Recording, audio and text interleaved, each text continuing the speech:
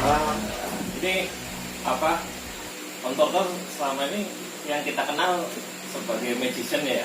Ya. Tapi setelah kita bertemu di homestay rumah Om Tortor, kelihatannya ini banyak unik-unik pernik-pernik nih. Kelihatannya ini apa aja nih Om? Sebenarnya ada satu cuplikan gitu ya yang sering saya gunakan. Pekerjaan yang sangat menyenangkan adalah hobi yang dibayar. Jadi semua yang saya kerjakan itu sebenarnya basicnya adalah hobi dari saya. Saya hobi sulap, saya menjadi pesulap. Ketika saya hobi kopi, ya kenapa hobi saya ini tidak bisa saya tawarkan kepada teman-teman? Yuk kita ngopi bareng. Maka lahirlah ruangan ini yang tadinya adalah garasi rumah saya, terus saya buat menjadi warung kopi seniman. Seniman ya. Sehat, nikmat dan nyaman. Karena semua yang kita sajikan di sini, insya Allah menyehatkan tubuh kita. Dan yang pasti suasananya nikmat dan nyaman. Ya. Memang para sahabat jagat Nusantara, ini tempatnya Om Tortor nih mantap, nyaman bener tempatnya, sejuk lagi. Ini Om Tortor, Om Tortor juga seniman ya, di sini warungnya namanya seniman, ya, seniman nyaman. Ini yang disajikan apa aja Om Tortor untuk ini? Pada dasarnya sih tadinya ini adalah balik lagi kepada hobi saya untuk kopi. Jadi yang saya sajikan adalah pertama adalah kopi. Kopi Ya. Nah, kopi kita ini ada dua penyajian, yaitu disaring dan disuling. saring suling. Nah, intinya kopi tanpa ampas, tapi ya balik lagi ke black coffee gitu, kopi hitam yang dinikmati dengan cara pahit. Nah, tapi kalau yang tidak suka pahit, kita juga menyediakan gula aren, gula semut ya, untuk campurannya. Nah, untuk jenis kopinya kita beragam dari beberapa daerah. Ada robusta, dasarnya sih robusta sama arabica. Tapi ini robusta arabica ada yang mulai dari Aceh, dari Sumatera, sampai ada kita punya robusta dan arabica dari Papua. Papua yang juga. Itu karena setiap daerah punya cara khas mengelola kopi sehingga menimbulkan rasa yang berbeda. Cuman rasa ini mungkin hanya beberapa orang saja yang bisa menikmati. Ada orang-orang yang memang sudah betul-betul hobi untuk minum kopi. Bagi yang belum bisa menikmati ya akan terasa semuanya hampir sama saja. Kayak saya ya Om, kalau ini saya tuh kopi yang hitam gitu Ya. rasanya kan. Di sini selain kopi kelihatannya ada lain lagi nih Om. Ya. Apa teh ini ya? Ya, Sama ada apa, teh dan ada jamu sebetulnya. Oh, Jadi saya bilang tadi di sini sehat dan nikmat. Hmm. Jadi bagaimana teman-teman ada karena yang datang di sini, waduh, saya nggak hobi ngopi, atau dia datang dengan keluarganya sehingga anak-anaknya atau istrinya datang ke sini dia tidak ngopi. Nah, saya sediakan pertama adalah teh. Sama seperti kopi, teh yang saya sajikan juga ada beberapa varian. Jadi ini yang saya sajikan ini adalah black tea, teh hitam. Teh hitam ini biasanya diminum oleh bangsawan-bangsawan di Eropa, terutama di Inggris, black tea. Terus ada breakfast tea, ada green tea, terus ada satu lagi teh tradisional di Indonesia disebut teh langu. Kenapa disebut teh langu? Karena teh itu prosesnya melalui pengasapan, sehingga kalau kita nikmati dia akan ada semacam rasa langu terbakar gitu, kayak ada bau-bau asap terbakar. Tapi memang itu adalah punya kenikmatan tersendiri dari setiap varian dari teh itu. dan itu punya hobi sendiri ya. Ya. Orang punya rasa cita rasa. Ya, karena orang pengen nyobain apa sih green tea, gimana sih green tea, gimana sih black tea gitu kan. Nah, sebetulnya cara penyajian teh yang bagus, karena teh gini, teh pada bahan dasarnya itu pasti mengalami penyimpanan yang cukup lama. Pada saat penyimpanan itu, walaupun dia dalam kemasan, mau tidak mau akan merubah struktur teh secara lambat. Karena ada teh-teh yang tidak kita ketahui ditumbuhi jamur. Sehingga cara menyajikan teh yang bagus adalah ketika seduhan pertama itu harus dibuang. Fungsinya adalah pertama untuk membersihkan kotoran-kotoran yang ada di teh, di jamur, karena dengan air panas. Kedua adalah mengangkat aroma asli teh yang tadi terselimuti oleh kotoran dan sebagainya. Si aroma asli teh itu akan keluar. Pada seduhan berikutnya akan menjadi lebih nikmat daripada seduhan pertama. Begitu juga sebetulnya kalau kita menikmati teh celup. Jadi kalau kita menikmati teh celup, sebaiknya waktu saat seduhan pertama itu kita buang. Tidak perlu harus di celup-celupkan gitu ya. Jadi begitu dikasih air panas, begitu dia udah agak menguning, buang. Nah, seduhan yang berikutnya yang baru kita nikmati. Kenapa? Agar si teh yang di dalam kemasan celupan itu juga sudah bersih dan sudah keluar aroma aslinya. Jadi gitu. Nah, kalau untuk ini jamu ya, ini jamu apa nih Om? Ini rasanya Ya, ini mantap juga jamu ya. ini sebetulnya campuran banyak rempah. Gitu ya. Ada jahe, ada temulawak, ada kunir, ada kayu manis, ada pala, terus ada serai dan sebagainya. Yang pasti jamu ini nikmat. Karena kalau orang punya image minum jamu itu selalu pahit, ternyata jamu yang saya sajikan itu tidak pahit, bahkan menyegarkan. Ada asamnya, karena ada asam juga. Terus ditambah dengan madu. Jadi dia menggunakan gula, tapi menggunakan madu. Gitu. Nah, ini sebetulnya karena tadi ada teman-teman yang datang ke sini kadang-kadang dalam kondisi yang saya masuk angin. Yaudah, tadinya saya hanya bikinin saya bikinin jamu deh. Jamu buat racik sendiri loh. Oh jamunya enak. Akhirnya lama-lama mereka kemarin ada yang kebiasaan akhirnya datang ke sini bukan untuk kopi atau ngeteh, tapi malah jamu. Ya kayak bikin warung jamu ya. Udahlah jadiin menu aja, sekalian dijual. Ya udah kita karena teman-teman mau gratis mulu nggak enak gitu kan. Ya udah dijual, kita kasih harga sekian. Dan ternyata harga yang saya berikan bagi teman-teman juga tidak keberatan dengan khasiat yang mereka nikmati. Nah, ada satu lagi sebetulnya ada kopi, saya sebut namanya kopi Persia. Kopi Persia itu adalah bubuk kopi yang diseduh dengan cairan rempah, gitu, dan pakai madu. Nantinya dia tidak pakai gula, tapi dia pakai madu. Nah, biasanya kopi ini menyegarkan juga karena ada aroma rempahnya. Selain tadi kopi saring dan ya, kadang-kadang ada teman-teman yang minta bikinin kopi Persia sih. Oke, kita bikinin kopi Persia. Ada pala, ada cengkeh, ada kapulaga, ada serai gitu ya. Kita buat dulu airnya, nanti airnya begitu sudah mendidih, kita seduh ke kopi itu kita saring. Baru dikasih madu, kalau yang suka madu, atau tadi biasanya banyak kan teman-teman kalau yang suka kopi tetap aja kopi pahit gitu. Sambil kita nikmati ya. Oh iya, ini dicoba dulu. Mau kasih arah?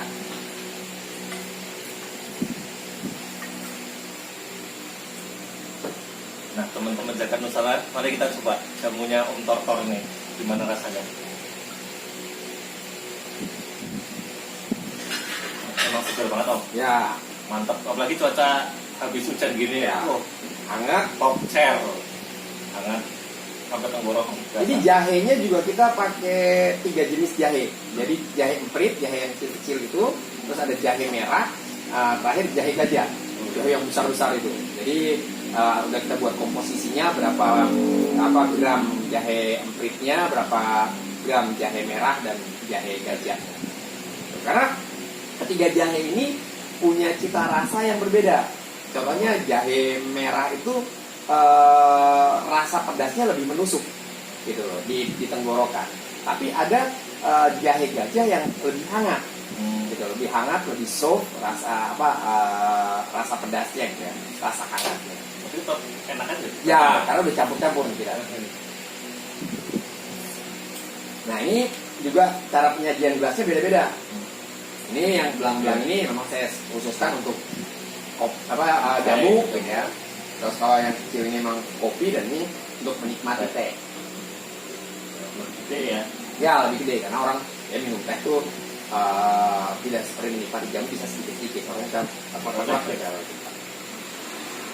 Sahabat Zakat Nusantara, ternyata jamu ini juga bineka tunggal ika loh kalau buat biar enak nih. Ya. Nggak cuma satu biji, satu jenis variasi, tapi ini macam-macam. Ada banyak tadi Om, Ya. 7 lebih. Lebih. Variasi. Kayak cengkeh aja kita pakai 2 jenis cengkeh. Jadi ada cengkeh yang memang cengkeh kecil gitu ya, yang kecil-kecil yang kita sebut cengkeh rawit, tapi ada orang bilang cengkeh badak. Cengkeh badak tuh cengkehnya agak besar.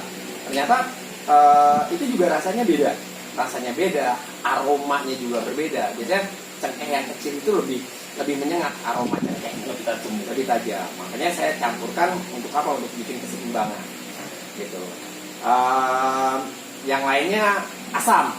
Kita selain pakai asam Jawa yang tanpa biji, ini kita juga pakai asam blugur. Asam yang biasanya sebetulnya bukan dari buah asam, tapi ada satu buah blugur namanya yang dikeringkan dan menimbulkan asam. Tapi asamnya rasa asamnya berbeda. Nah, kita juga pakai di sini yang agak unik di jamu kita, ini pakai korma. Korma. Oh, ada Ya, korma juga. ada korma. Jadi kita campurkan juga beberapa buah korma. Nah, ini sebetulnya hanya sebuah tradisi aja. Saya selalu menggunakan jumlah hitungan korma itu ganjil. Jadi kadang-kadang 3, 5, 7, 9, 11. Itu juga jadi satu tuh. Ya, nanti semuanya kita tidak menggunakan sistem giling, tapi sistem potong. Jadi semua bahan-bahan itu kita potong dan kita geprek. Oh. Jadi jahe pun gitu, kita bakar dulu, kita bersihkan, kita geprek, kita potong-potong. Cengkeh pun kita geprek, pala pun kita geprek, terus kita rebus. Sehingga waktu saat kita menyaring sangat sedikit sekali ada ampasnya. Kenapa? Karena semua sudah sistemnya geprek, bukan sistem bukan giling atau tumbuk. Ya lebih jernih lah cairan jamunya. Ini Om Toto kalau boleh tahu sejak kapan ini mendirikan warung seniman ini atau kafe seniman? Udah hampir setahun lebih ya. Dari sebetulnya tadinya kan saya lebih banyak sibuk di panggung, tapi ketika almarhumah istri saya sakit, saya banyak ada di rumah gitu. Dan setelah almarhumah tidak ada, saya mulai mencoba untuk mengembangkan hobi lainnya menjadi sebuah masukan. Jadi di sini nanti bisa dilihat ada peralatan olahraga bela diri gitu ya. Ini juga sebetulnya produk seorang teman yang saya tawarkan kepada teman-teman. Jadi ada beberapa, karena yang datang ke kafe ini rata-rata para hobi, orang yang punya hobi bela diri, hobi keris, hobi batu, gitu kan. Kita bicara. Nah, kadang-kadang mereka butuh, sehingga saya punya produknya. Ini produknya saya pajang, kalau pesan silakan. Tapi memang benar ini sahabat Jagat Nusantara. Di sini tempatnya di sisi sebelah ini ada tempat untuk bela diri ya. Ada dari Yipman segala, dari Bruce segala ini. Nah teman-teman Jagat Nusantara, lihat ini. Ada dummy, terus ada samsak lagi. Nah itu ada glove tuh untuk tonjok-tonjokan tuh. Jadi kalau ada teman dari Jagat Nusantara pengen main sini, nongkrong sini, selain kita disuguhi kopi yang nikmat, enak, seger, ada teh juga, ada jamu juga.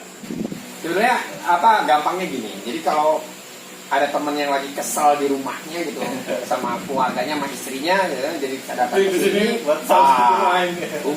tonjokin samsak, terus silahkan main Wing Chun dummy sepuas-puasnya sampai keringetan, terus kita ngopi, kita mau ngejamu atau mau ngeteh, sambil kita makan, ngobrol, pulang sudah fresh. Sebenarnya kita bisa ngomongin masalah hobi kita, yang hobi kadang-kadang juga teman-teman yang hobi sepeda ontel. Kadang sini udah malam-malam main, beberapa orang main, ngobrol sampai hampir jam 2, jam 3 malam tutup mereka sampai pulang biasanya malam-malam minggu atau minggu malam Senin. Kalau sekarang karena lagi pandemi jadi agak berkurang. Di sini ada makanan juga ya? Ya. Jadi kalau makanan yang biasa kita sajikan itu ada 3, yaitu pertama gorengan. Gorengan ini kita yang khas itu kita ada pisang aduk. Jadi pisang yang kita campur dengan tepung terus kita goreng gitu. Dan ada yang khas juga di sini adalah nanas goreng. Nanas goreng. Ya, nanas goreng karena biasanya orang yang goreng itu pisang ya. Tapi kita ada nanas kita kasih tepung, kita goreng. Dan banyak juga ternyata yang suka. Kenapa kembali kepada konsep ini sehat, nikmat dan nyaman. Nah, ada lagi rebusan. Nah, kalau yang rebusan ini biasanya lebih banyak kacang-kacangan sama ubi-ubian. Jadi ada beberapa varietas kacang, ada kacang Bogor, ada kacang tanah, ada kacang kedelai gitu ya.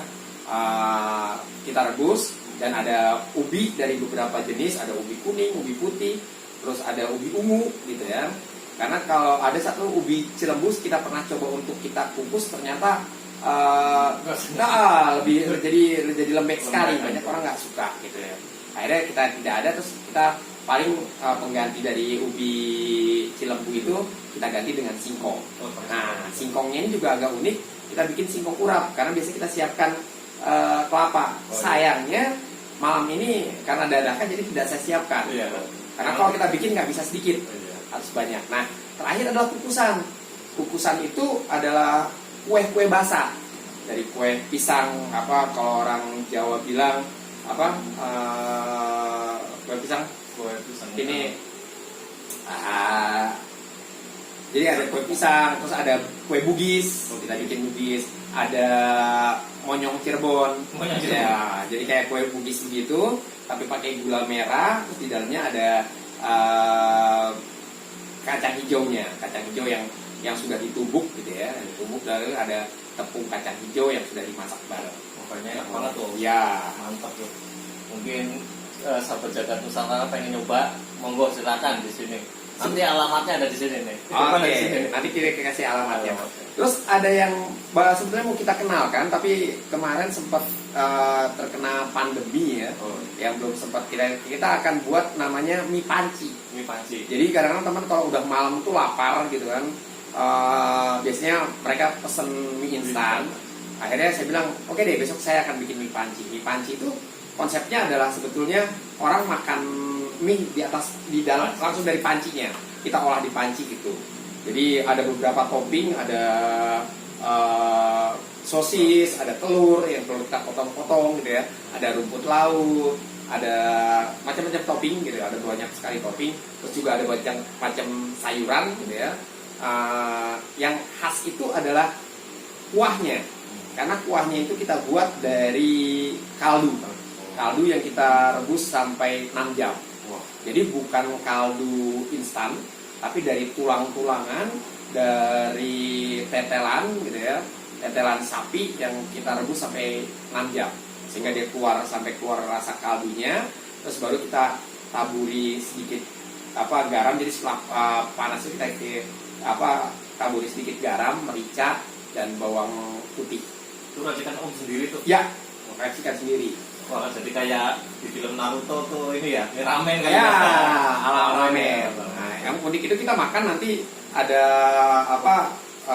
tatakan kayu dan langsung dari panci, kita makan di panci. Nah, satu porsi mie itu bisa dinikmati oleh satu orang, bahkan bisa kalau dia mau berdua juga masih bisa karena cukup banyak gitu porsinya. Dan biasanya teman-teman yang hobi ramen sini pernah saya sekali coba itu bikin rata-rata satu panci makan sendiri gitu. Karena mungkin kenyang nih.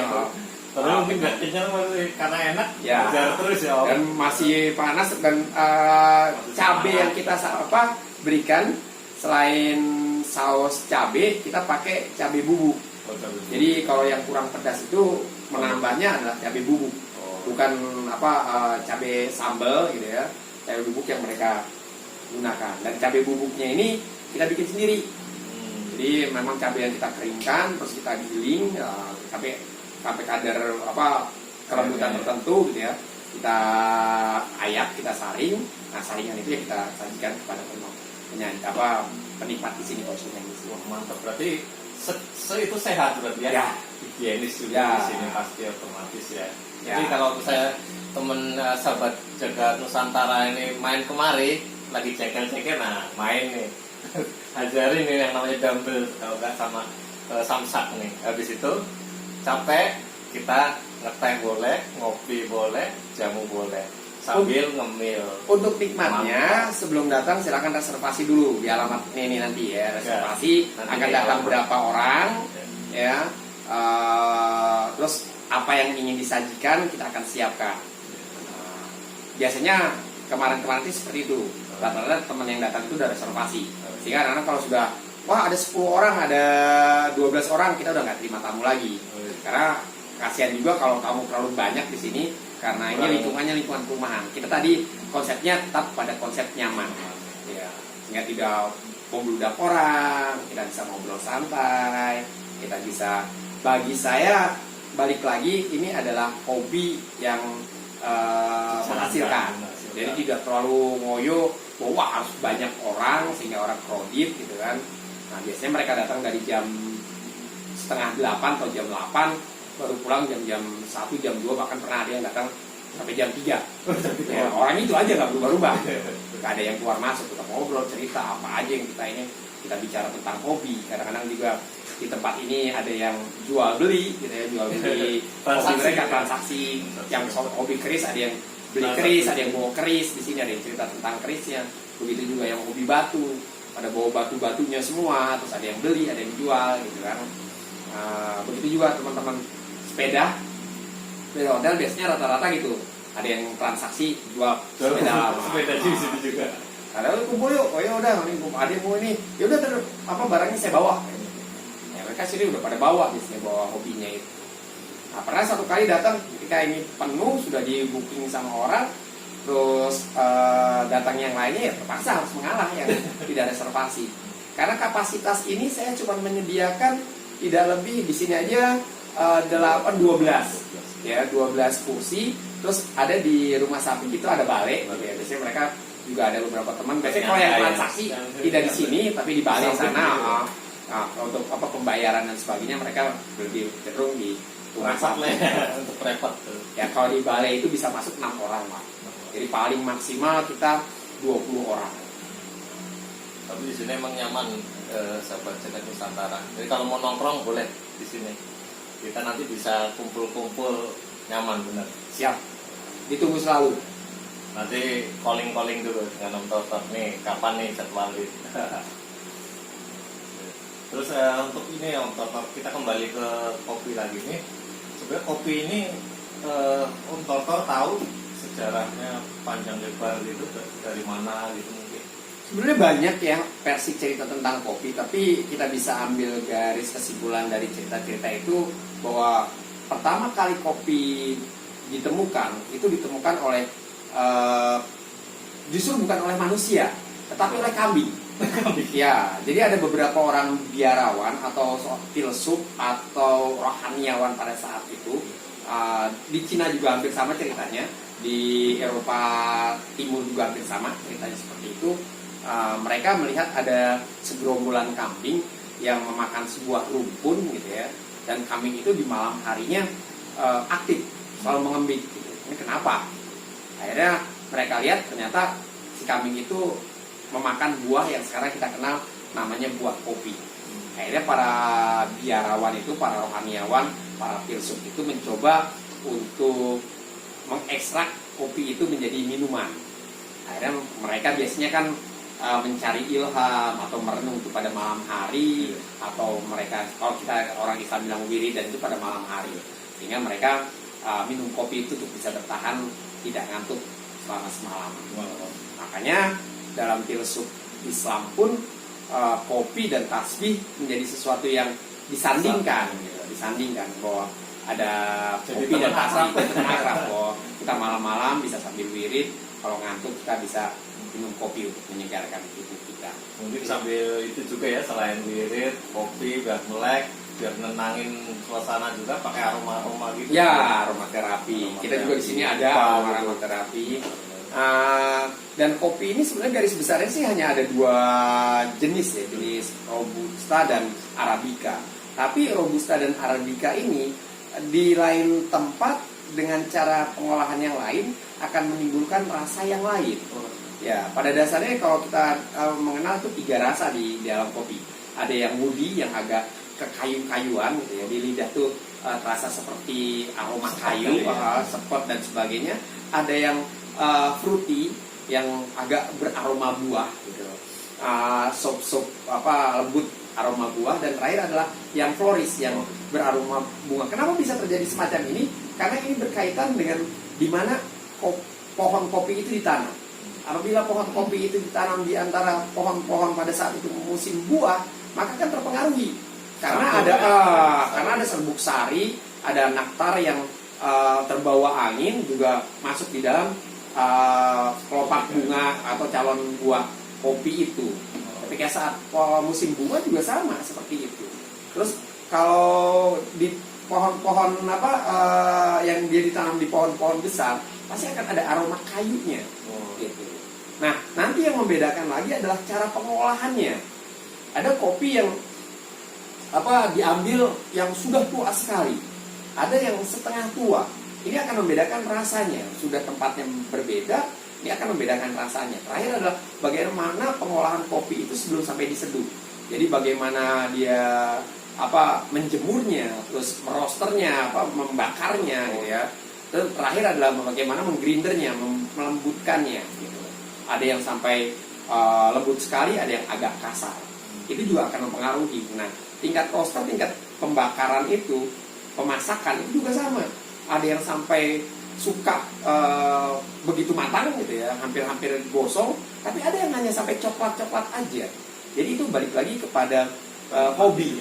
Nah, di beberapa daerah bahkan ketika roaster itu kopi itu dicampur, ada yang dicampur jagung, ada yang dicampur beras gitu ya. Ya, dan di Indonesia Timur bahkan kopi itu dicampur biji ganja. Ya, jadi setelah dia agak sedikit matang, karena di Indonesia Timur ganja itu sesuatu yang perlu gitu, banyak nggak bisa diberantas juga gitu. Bahkan kalau kita lihat makanan-makanan bukan hanya di Indonesia Timur ya, di Indonesia Barat pun kayak di Sumatera itu pasti menggunakan ganja sebagai penyedap, bumbu penyedap sama gitu. Dan itu memang di sana digunakan bukan untuk kita teler-teleran gitu. Tapi memang karena untuk penyedap juga untuk ini kali ya, sesuai dengan takaran. Ya, tidak berlebihan gitu ya. Tidak berlebihan karena memang hanya untuk tadi balik lagi pada hanya penyedap aja. Dan pohon ganja itu juga di sana liar gitu, susah untuk diberantas. Dicabutin bijinya yang itu tumbuh lagi. Oh ya, ini tadi kita bahas masalah kopi ya Om. Nah, gimana kalau untuk teh sendiri Om? Teh juga sebetulnya punya sejarah yang cukup panjang sebenarnya. Jadi kalau kita mengenal teh yang sekarang dari daun, ada beberapa penelitian bahwa sebetulnya teh itu asalnya bukan hanya sekedar dari daun, tapi juga dari bunga gitu. Makanya kita masih mengenal ada teh krisam dari bunga krisam gitu kan. Terus kita juga mengenal ada di sini rosella gitu kan, dari bunga rosella. Di beberapa daerah, di beberapa negara, teh juga bahkan ada yang terbuat dari akar-akaran dan kayu. Intinya sebetulnya pada saat itu orang yang menyajikan sebuah minuman yang menyegarkan dan enak dinikmati. Nah, berikutnya akhirnya ditemukanlah atau orang mengambil kebanyakan teh dari daun yang sekarang kita kenal sebagai pohon teh. Nah, teh, kopi asalnya adalah sebuah sajian, tapi kemudian di beberapa negara, di beberapa daerah, kopi atau terutama teh menjadi sebuah ritual, menjadi sebuah upacara gitu, dan punya aturan-aturan yang sangat ketat sehingga tidak boleh dilanggar, harus punya petata petiti. Karena ketika kita minum teh itu ada filsafatnya. Di Cina sama, terus di Jepang juga ada upacara minum teh, seremonialnya. Bahkan di Eropa pun sama. Eropa juga ada Eropa, cara bagaimana menyajikan teh. Bahkan teh dan kopi ini bukan hanya sebatas cairan minumannya, tapi alat-alat yang meliputinya itu punya standar tertentu, punya kriteria tertentu. SOP-nya ya. Untuk kerajaan itu bentuknya kayak begini. Bahkan sekarang dicari poci teh yang dari zaman sekian. Nah, di kita bahkan teh poci di mana orang mencari bukan poci yang baru gitu. Tapi Paling poci tua. yang sudah tua, yang sudah tehnya itu sudah mengerak di dinding-dinding poci itu. Karena menurut mereka, menurut para penikmat, semakin lama poci itu semakin nikmat teh yang dihasilkan. Nah, teh juga balik lagi, selain dari jenisnya cukup lebih banyak daripada kopi gitu ya, pengolahannya juga sangat beragam. Beda-beda. Ya, ada teh tadi yang dia dikeringkan, dijemur. Ada teh yang dinikmati masih dalam kondisi daun segar, gitu. Ada teh yang seperti di Jepang itu, yang namanya teh hijau itu dibuat bubuk, gitu, sampai bubuk sekali, gitu. Nah, ada teh yang dikeringkan dengan cara diasap, sehingga ketika kita sajikan teh itu agak sedikit-sedikit langu kayak bau-bau asap. Itu dari daunnya langsung gitu, begitu dipetik. Ya, biasanya dijemur dulu, setelah jemur baru diasapkan, sehingga dia menemukan satu cita rasa sendiri tersendiri. Nah, kalau di Jawa Barat ada namanya teh sangrai. Sangrai. Jadi teh yang dimasak gitu ya, biasanya agak unik tuh memasaknya dengan tangan tangan kosong gitu, di penggorengan yang cukup panas, diaduk-aduk gitu sampai dia kering. Itu juga punya aroma sendiri gitu yang bisa dinikmati. Itu jagat Nusantara itu termasuk keunikan dari Nusantara ini, Ya. Indonesia ya. Ya, Jadi pakai nyangrai, masak pakai tangan kosong, bukan pakai alat segala macam. Luar biasanya Nusantara itu ya. nah teh di kita pun banyak orang menikmati, lebih cenderung menikmati dengan konsep pahit.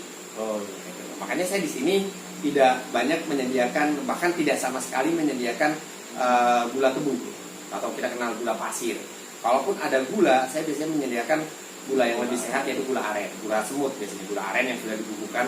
Kita mengenalnya ini disebut gula semut.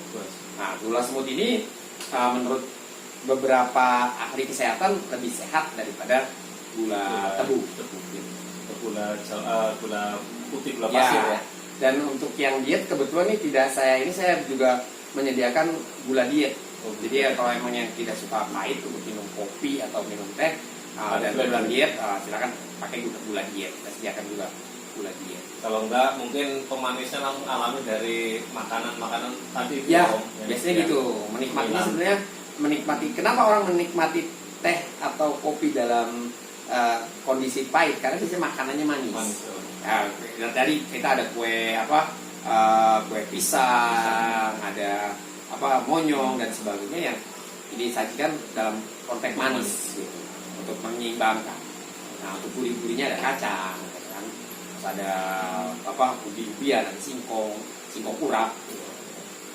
Oh ya, ada yang kadang-kadang kalau lagi musim aja, jadi saya bikin talas urap. Ya, talas bersama singkong, biasanya nanti makannya itu pakai kelapa, ditaburi kelapa. Nah, saya bilang talas urap. Ya, karena kan ini dekat sama Bogor ya. Kalau lagi musim singkong talasnya bagus-bagus ya, besar-besar, saya bikin talas urap. Tradisi Nusantara ya. Pakai kelapa. Itu justru yang nikmatnya seperti itu, langsung alami, higienis ya, udah cuci tangan segala macam. Dan ya, mungkin sementara sekian dulu Om. Bagi sahabat Jagat Nusantara, saat ini kita sudah membahas masalah kopi, teh, dan jamu. Berikut dengan varian daripada jajanan atau pemilihan Nusantara itu sendiri ya Om. Setelah itu selain itu ada dari aromaterapi juga kan ya? Oh ya. Biasanya di sini disediakan aromaterapi seperti di meja ini juga ada. Gitu. Ini biasanya aromaterapi yang sering saya pakai. Ini agak unik juga karena aromaterapi ini tidak semuanya terbakar habis. Seperti ini. Dan tempatnya juga unik. Jadi sebetulnya ada bludunya, tapi bludu itu tidak terbakar. Oh, ini ada magnetnya juga. Ya, buat penutupnya.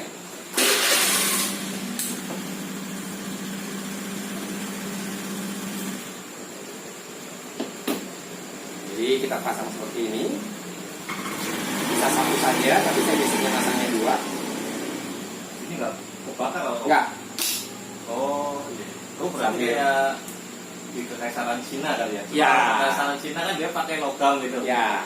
Ini pakai kayu. Ini pakai kayu.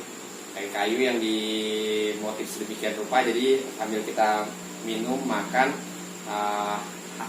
harum-harumannya dari aromaterapi membuat kita menjadi lebih tenang. Seger loh teman-teman, sahabat. Aromaterapi ini juga sebetulnya punya sejarah yang cukup panjang ya. Jadi hampir semua agama itu biasanya menggunakan aromaterapi.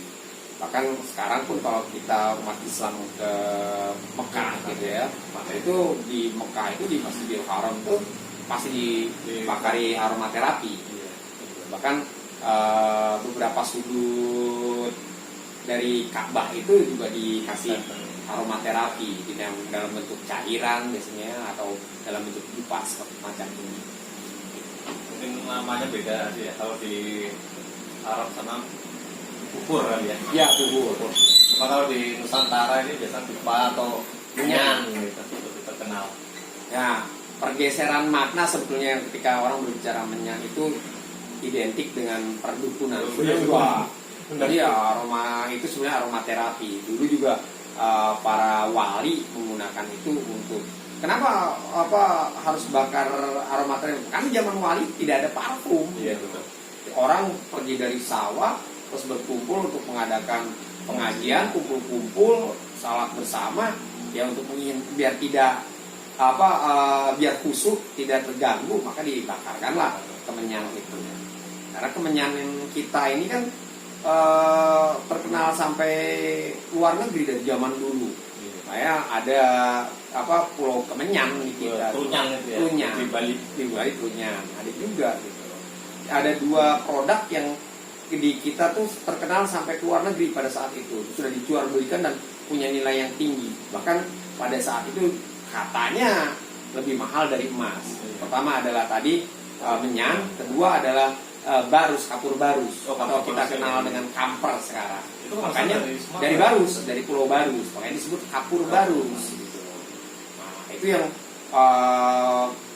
terkenal di seluruh dunia pada saat itu.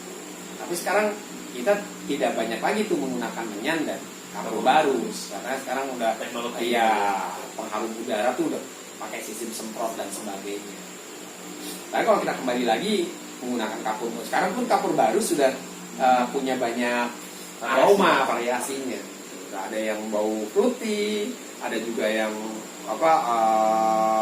floris gitu kan, yang bau bunga.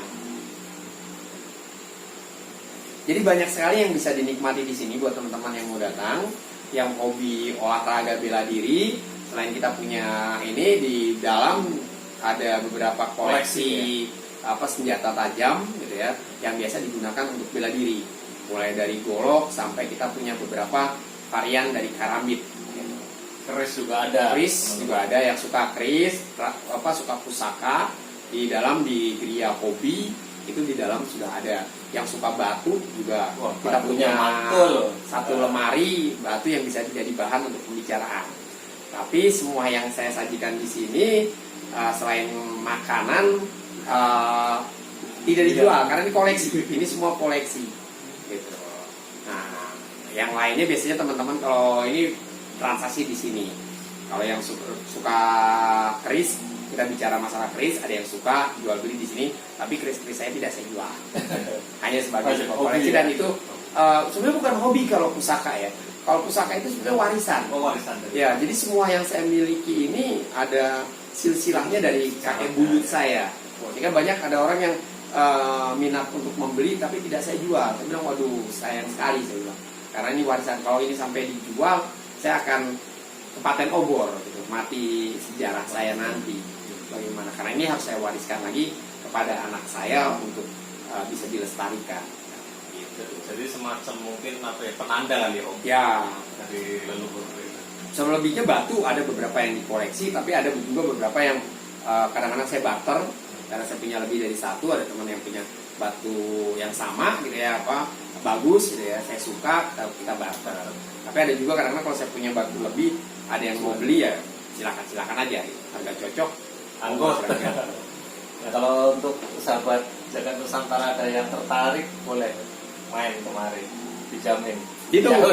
Yahut. Ditunggu selalu. Ya demikian Om, hari ini kita pertemuan pembahasan mungkin lain kali Terima kasih. bisa ketemu lagi ya. Terima kasih atas kunjungannya dan teman-teman. Saya tunggu kunjungannya ke tempat saya untuk kita bisa banyak ngobrol, kita banyak cerita dan bisa menikmati suasana yang ada. Cerita petata petitiknya Om Tortor. Demikian sahabat Jagat Nusantara, sama ini salam rahayu, rahayu, rahayu. Om Namo.